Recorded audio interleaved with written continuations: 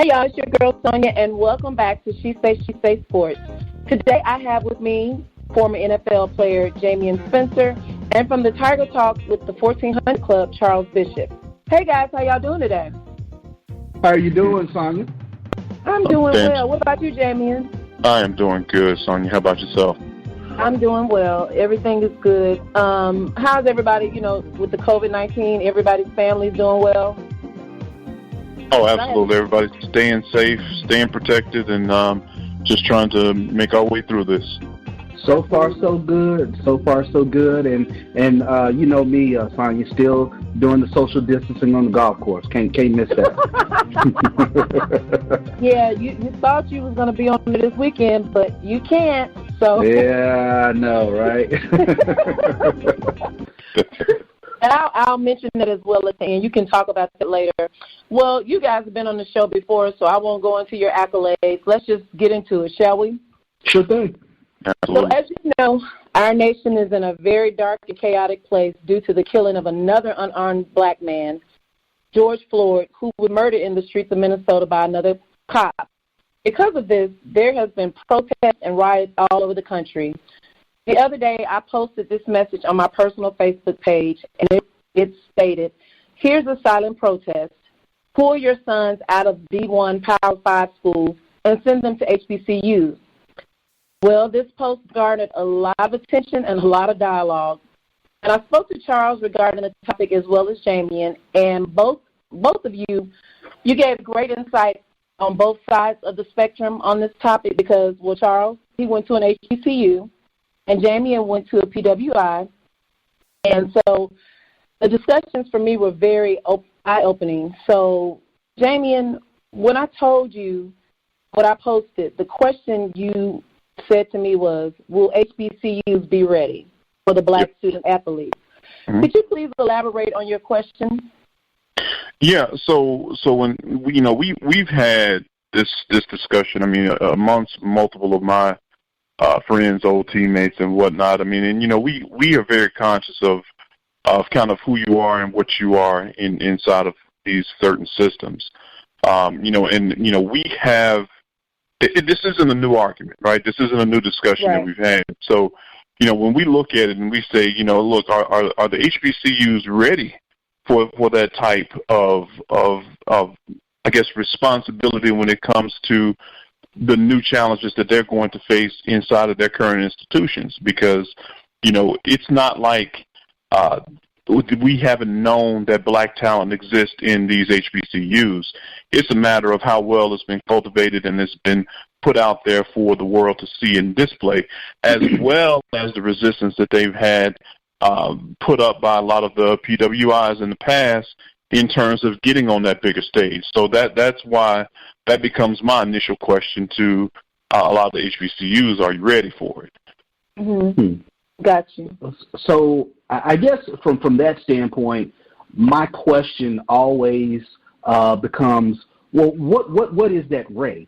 When I talk to student athletes and I talk to coaches, I think some of it is they just don't know. They didn't do that recruiting visit to a Prairie View or Alabama State and look at their, facilities or didn't see their weight room. And so they're kind of taken aback because everybody remembers, the whole national headlines that Grambling made with the mold and this, and it was a bad look. But looking at the current landscape of HBCU facilities, you see that there are changes being made. That they are there's not going to be a water slide, of course, in the facilities, but you see that they are stepping up the game, if you will, in terms of adding on to their facilities. Jackson State is doing a new weight room. Prairie View's weight room and athletic facilities is phenomenal. Same with Alabama State. And you go around the conference and you see the upgrades that have been made.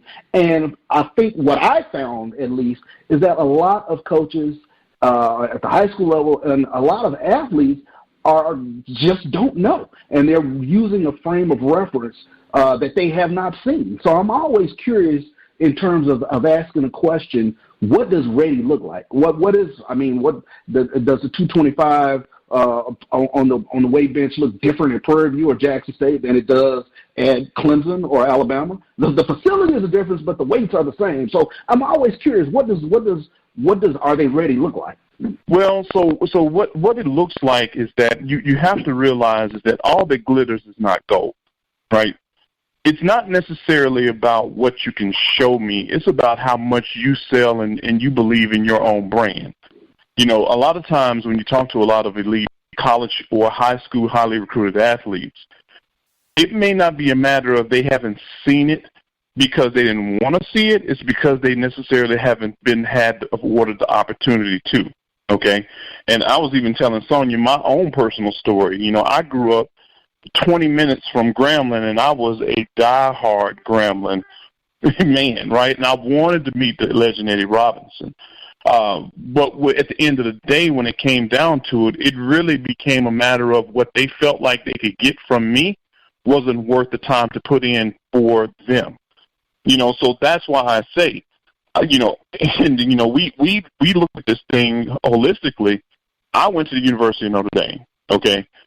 It didn't have the glitz and the glamour. It didn't have the top-notch facilities that you thought. I mean, I was really quite surprised when I got there as to what I was looking at and thinking to myself, this is the University of Notre Dame that has a storied program that I am walking into and being recruited by. But the one thing that you could not deny is people's passion and their belief in what I was buying into. And that it becomes the biggest difference in what you see in terms of what a lot of the HBCUs will put in versus what even a lot of these D1 schools will put in with or without that glitter, right? The glitter makes it great, don't get me wrong. But again, you have to convince me as a 18, 19-year-old young male who is 8 foot tall and bulletproof that that is the best medicine for me. Yeah, and I can. Oh, Charles, I'm sorry. Before I wanted Jamion, when you were talking about the Grambling situation and versus Notre Dame, you said they had passion in selling to you coming to Notre Dame, whereas you mentioned to me, I forgot who you said it was, I think it was the assistant coach. You know, you didn't go into the story what actually happened when you were trying to meet Eddie Robinson or, go to the game or whatever. However, you mentioned that one of the coaches said, well, we didn't think you were really interested, and that's why they didn't really recruit you. Is that? Yeah. That was his exact words. Is that he said, well, we felt like you were too big of an item for us to go and reach for, and I was like, wow, no, not really, because again, even and like I told Sonja, even if I said, look, I know I'm going elsewhere, again, I knew then, even as an 18-year-old, the exposure for my ability to go and visit would have done wonders for the recruiting pool, right? Because, again, that's the game that they play. But until, again, you have the people that are going to believe in their brand big enough to say, look, I'm going for number 1 through 5, not necessarily 295 to 300, right? Because that effort needs to be the same on both ends. You never know what you're going to get until you try it.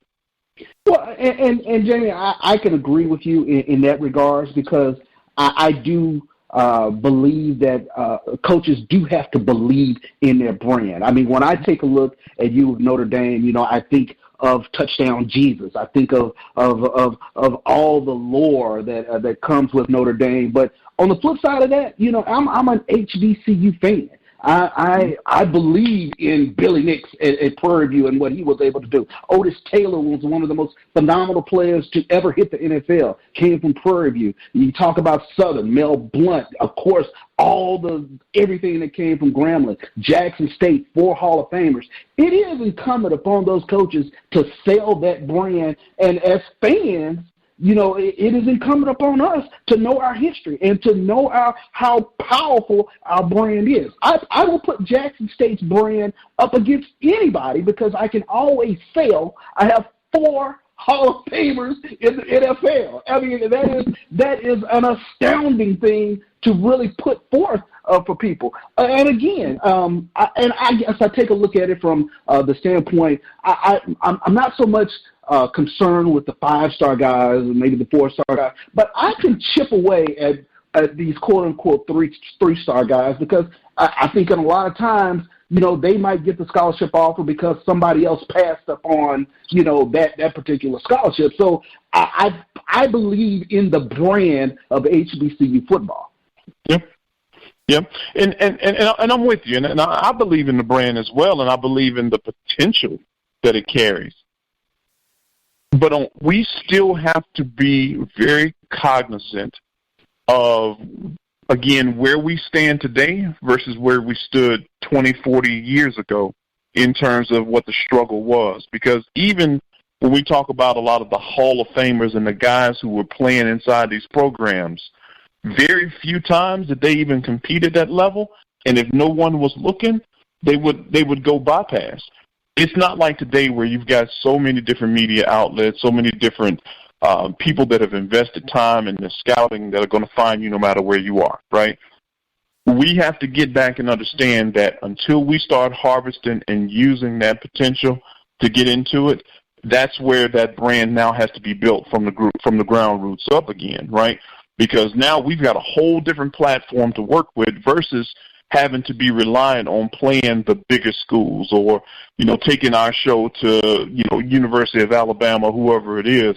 Because, like I know, back in the day, those teams would have probably beat the brakes off of any D1 school. Sure. But they never got a chance to display it. Right. And I do want to, I guess, ask this question from this standpoint. How big a role do you think the high school coach is in terms of where they went and where they could potentially steer that 3, 4, 5-star player to?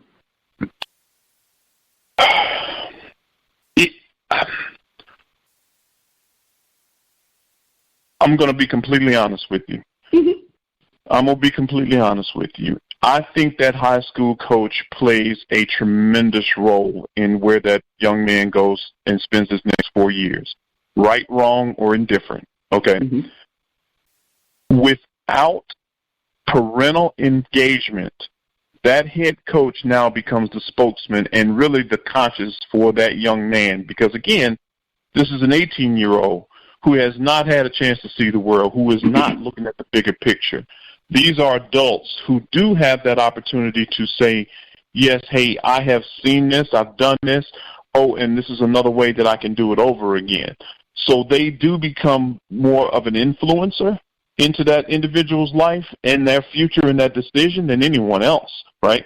And that's where, too, sometimes it becomes a little, in my opinion, you become a little vulnerable to truly what happens when we talk about some of the, behind the door, backdoor deals, the things that are done. This coach gets to work this camp and, all of a sudden now you get a lot of these benefits exposed to you that you didn't necessarily know you had before, right?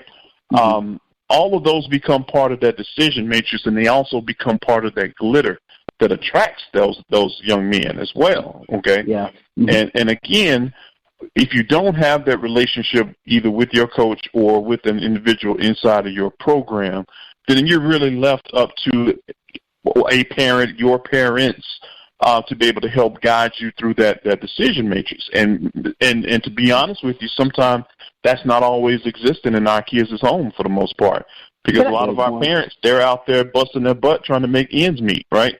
So they don't always get a chance to spend the time that they need in helping their kids or understand what this thing looks like all the way around, in that you're making not only a decision for the next 4 years, but you're really making a decision for the next 40 years of your life.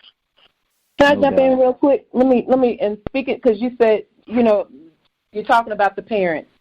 And you mentioned that some parents, they're trying to work, they're not really involved. Well, then you have the parents that are very, very involved, go to every game, excited about their kids' future, which they should be, especially if, they have a great chance at not only going to college but possibly going to the pros. So what about the parents that, I want to say, will kind of vicariously live through their kids?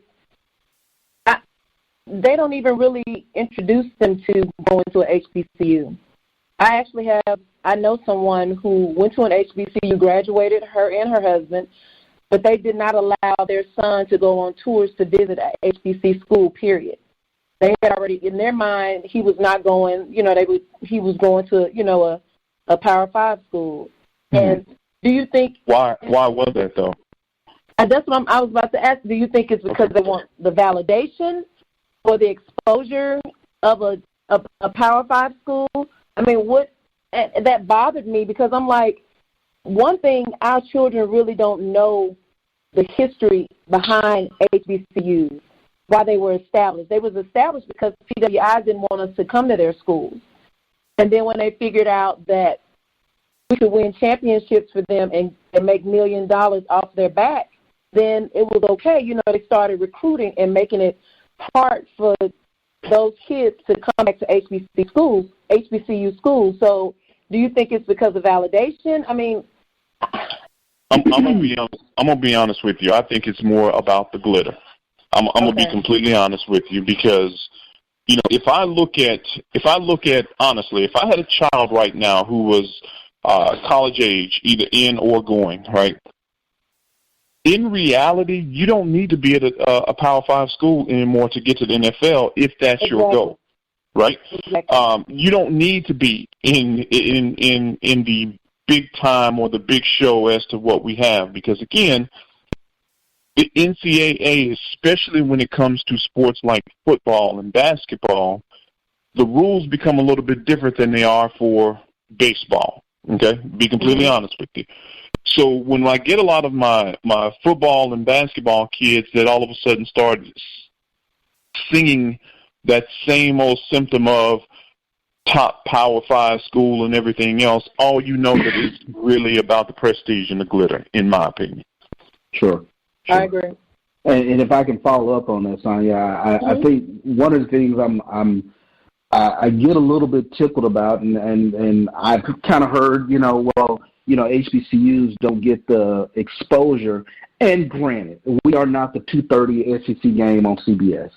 But I often joke with my colleagues that I've lost track of what's going on with the Power 5 because I'm literally watching HBCU football games all day. Right. ESPNU or ESPN3, or you open up your laptop or your phone. There, I can watch the game. So I've listened to the argument, in terms of I don't know if they're going to get the exposure. Hey, listen, HBCU games are now watchable. And I spend literally my Saturdays watching HBCU football games. So I get a little bit tickled now when a parent kind of throws that at me now.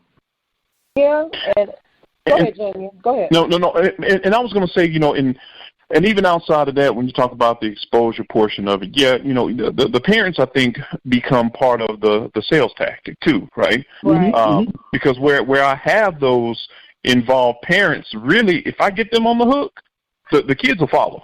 Kids will follow. Because none of them want to be able to tell mommy and daddy that, no, that ain't quite my decision. Even though we say, yes, it's your decision, baby, but no, look, this is where we gonna go, right? Because but this is the other part. And this becomes kind of personal for me. When it comes to the HBCUs and the engagement with these young men, I think we have to get back to understanding that our young men have a self-worth, and that self-worth is what they need to be understanding how to build their brand, okay? And that was kind of a baseline thing that, as a young man growing up in Monroe, Louisiana, that was one of the things that we always knew that if when you were under Eddie Robinson, you not only were going to go out there and become a good football player, but you were going to become a man as well, right? You were going to become a self-thinking, self-worth, understanding how you function in this society with and without football. And we've lost that over time. Because, again, as kids get older, as they start to get out into the world, and it's time for them to start thinking for themselves and making their own decisions, they now have to understand that, look, outside of just the X's and O's on the board, I still have to understand, what it means for me to take care of myself, to take care of my brand, to become a professional in what I do, how I do it, where I do it. And now it's not something I have to learn, but I'm really just kind of going back to the things that have already been instilled in me, right? And sometimes we lose that. We lose that with our young men, man. We get so used to just allowing them to, hey, it's okay to go out there and practice hard, but if you need to, take it a little time and rest more and not engage in this thing socially and understand what you're doing and becoming a firm citizen and a firm young man, because again, you're going to have kids that you're going to have to lead one day. We're really doing them a disservice. I agree. Charles, you want to elaborate on that, or? No, I think he hit the nail on the head in terms of life skills. You definitely want to have, and I think is another recruiting tool, that you have some sort of brand awareness life skills program within your program, and I think that we can definitely enhance our brand by making that a selling point as well. So that's a very good point you made.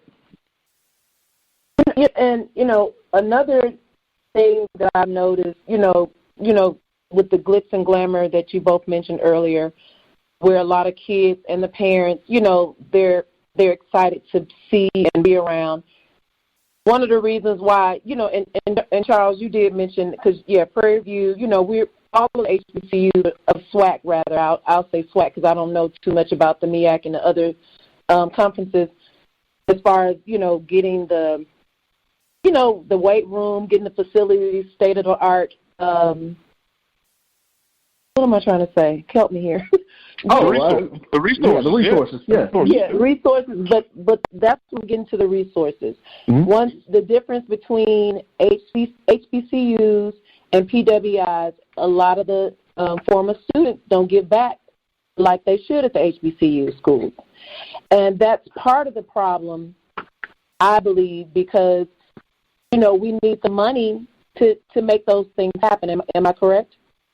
You're very correct. I think, I was talking to you offline, but, I purchased season tickets for myself, for my mother. I purchased me as well.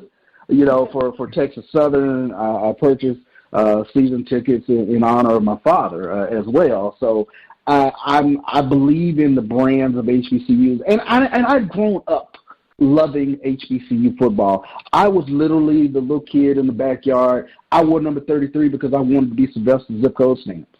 So that was my whole thing. I looked at Louis Tillman like a god. So I believe in HBCU football.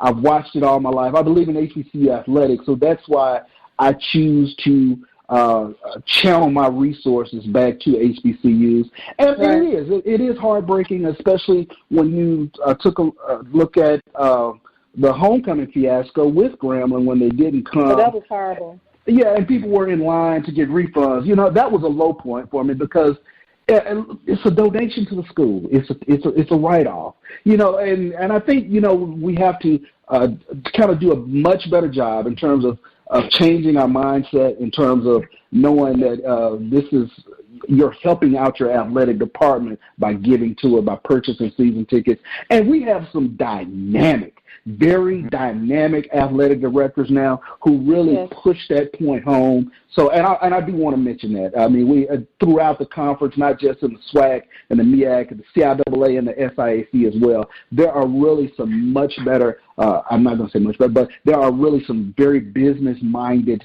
athletic directors who really push home the point of giving back to your school, purchasing season tickets, because it all goes towards helping that athletic department. And, when that happened with Grambling, that was in 2013, and I actually was interning with Jackson State athletic department at that time. And when that happened, I was in total shock because I'm like, even though we're not having a game, that's at that point, that's when I knew how important even just buying season tickets. The season tickets are not that expensive at HBCUs, not compared, to Notre Dame or Alabama. LSU, they're very, very inexpensive. And while I was interning, and I've done every year since then, I buy the season tickets, even if I don't go to all the games, and I just give the tickets away because I want the athletic department to have the money. I believe in Jackson State football. I believe in the, the athletic department as a whole. So it's very, very important.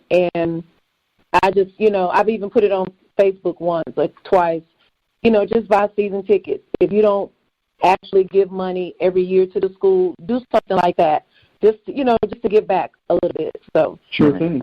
Mm-hmm. Yeah, so it's very important. So, guys, what is the solution to getting more black student athletes back to HBCUs? I know we've talked about, giving money, leadership. Is there anything else to get them back? Even though just the top elite student athletes, how do we get them back? Jamion? Ooh, how do we get them back? Man, that's a tough question because it's almost like, what came first, the chicken or the egg, right? Right.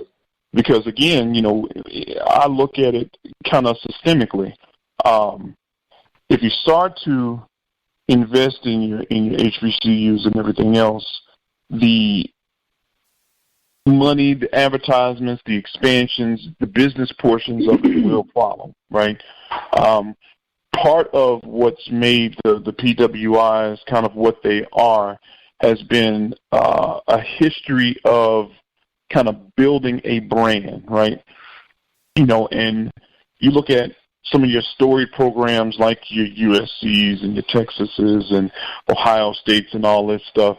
These guys have endowments that they'll never touch, right? Exactly. But those endowments didn't come as a result of, one or two good seasons. It's been kind of over time, and they've been able to put a brand out there that people have been wanting to see, people have been wanting to be curious about. And some of that has been riding that fine line between the church and insane asylum on some things, right? Mm-hmm. And so when we talk about how we get our HBCUs fortified, I think we got to really start back getting our kids back interested in the HBCUs, right? And not just necessarily, like you said in the beginning, settling on it as, a place to stop it from a transfer perspective or going to play out my last few years in here or whatever the case may be. But, I think we got to get and talk to them, about what this decision and what your engagement means on a bigger stage, right?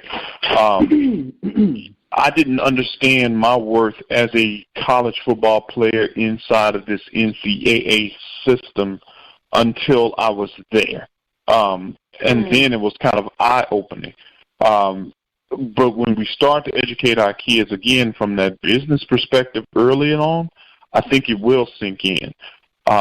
If we took all of the major college black athletes right now, we took them out of PWIs and we dropped them into HBCUs, we probably wouldn't even have enough spots on the field or on the court for everybody, right? Unless you decide to play these guys a quarter at a time.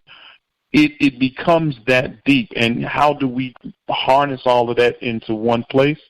The only answer is to expand your HBCU base, but also start to look at how we fortify the brand as well. Interesting. Love it. Charles? Yeah, I would implore our athletes in general to open their eyes, and I think, I've said this now for the past few years. I think we're on the dawn of a renaissance of looking at athletes who are seriously going to consider HBCUs and not give it the sort of window dressing sort of treatment, but just curiosity. I want to see what their homecoming is about. I think we're on the cusp of that. I do believe that athletes are paying attention to coaches and their statements or lack of statements, and I think that's something that is starting to become. Kids are starting to become much more aware. As we all know, we're in some very turbulent sort of times. And I do believe that you have athletes that are paying attention to what a coach says or does not say. Yes. Jamie, and to follow your point, I do believe that brand awareness is everything. If you are aware of the history, you take more ownership in it, and you want to be a part of it. I could harp on Jackson State for days. I can probably name guys for the breadth of my life because I have been I have been steeped in that tradition. But again, I have talked to so many athletes who might transfer from historically white college university to an HBCU, and they're without fail. They just say, I didn't know. I did not have a coach who told me about Grambling, who told me about Doug Williams. I did not have a coach. And without fail, they find the level of competition was a little better than they thought it was going to be. And I'm always tickled by that part because when I ask that question, you almost get this shocked look, because they recognize, and, we kind of make fun of it, but it is rough in the sweat. There are still some good athletes that participate in this conference, some tremendous athletes that play in the MEAC as well. But the level of competition, I think, is only going to get better as athletes become a little bit more aware of all these brands that are right there at their fingertips. And the assistant coaches of the HBCUs, they have to take advantage of it. They have to not, not think that I couldn't get him, mm-hmm. And they have to, make that concerted effort. Part of that concerted effort is having the budget to go out beyond their recruiting map and extend that a little bit more. One of the things that I keep track of is where our, HBCUs are going. If Mississippi is not the hot place for kids because they're choosing a JUCO versus going to HBCU, what I found is HBCUs without fail, they go to HBCU epicenters, New Orleans, Houston, Dallas. Now you see them especially on the west coast of Florida. Atlanta is another HBCU epicenter. So the athletes are there. They're starting to become aware, and I think we're on the dawn of a serious renaissance in terms of watching maybe a few 5, maybe 4 stars, but you can definitely chip away at these 3 stars who might not have just known, and they show up in the Southland Conference, or they show up in another FCS conference or a low-level FBS. I think you can go after those players first. Yeah, and let me piggyback on one other thing you said, which is a fantastic point for me too.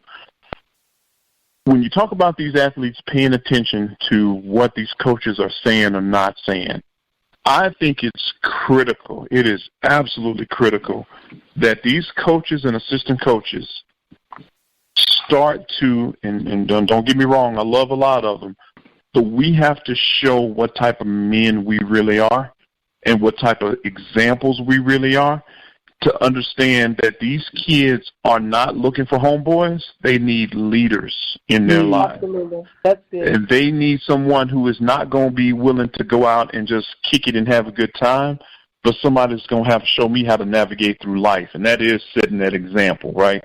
Because they pay attention to that. And I can guarantee I would follow an assistant coach who I felt was a man that stood up and that did all the right things that I would want to see that attracted me. I would follow him to the end of the earth, the end of the earth. And I think a lot of these athletes look at that and say the same. If you give them phony, they're going to give you phony right back. You give them real, they're going to be real and loyal to you. Excellent point. Mm-hmm. Yeah, this has been a great show. I've enjoyed this immensely because this has been, I even wrote a paper on this when I was working on my master's. This has been this topic, it's been around for a while, and I'm like Charles. I think we're on the cusp of a renaissance regarding our children coming back to HBCU schools. So, I mean, we shall see. We'll just wait and see how it happens, and, hopefully it's 250,000 listeners for this show, so hopefully these coaches are listening and they'll take heed on what you guys have given today. Well, guys, thank you so much for joining me for today. Charles, tell the listeners how they can reach you listening to the 1400 Club and also your event on Saturday. No doubt about it. You can hear me first and foremost on Tuesdays, every Tuesday from 6 to 7 on Dr. Cavil's Inside the HBCU Sports Lab, which you can catch us on Facebook Live. We're on the Black College Sports Network. We are also on KCOH 1230 here in Houston, Texas. I also do some work with the 1400 Club, Tiger Talk with the 1400 Club, which is a podcast that focuses on Jackson State athletics and people in the administration around Jackson State University. So look for those podcasts on all your platforms, Apple, Spotify, all the podcast platforms, if you will. So those are the ways that you can see me. I'll also be participating in a panel discussion, which will be on Facebook Live on Saturday at 12 with some other esteemed cohorts. Of course, Dr. Cavil, who I affectionately refer to. He is the Dean of HBCU Sports. Very, very knowledgeable, and I always say an AD in waiting. But he will be part of that panel discussion on Saturday on Facebook Live, which is, I believe, Houston National Association of Black Journalists. That'll be a panel discussion on Saturday as well. So thank you for allowing me this podcast. This platform, Sonja. Oh, no problem. I'm glad you were able to join us. I know you've been busy working on your doctorate and work and all this other stuff, so thanks for joining me, as well as you, Jamion. You got family in town, and my babies, JK and Jonah, they're a handful by themselves, so I know you got a lot going on in the house, so I'm not going to hold you guys any longer. But thank you. Before I go, please follow me. Facebook, She Say Sports. Instagram, She Say Sport 23. So, that's our show for today. Again, thanks, guys, for joining me. Until next time, this is Sonja with She Say Sports, and I'll see you on the radio.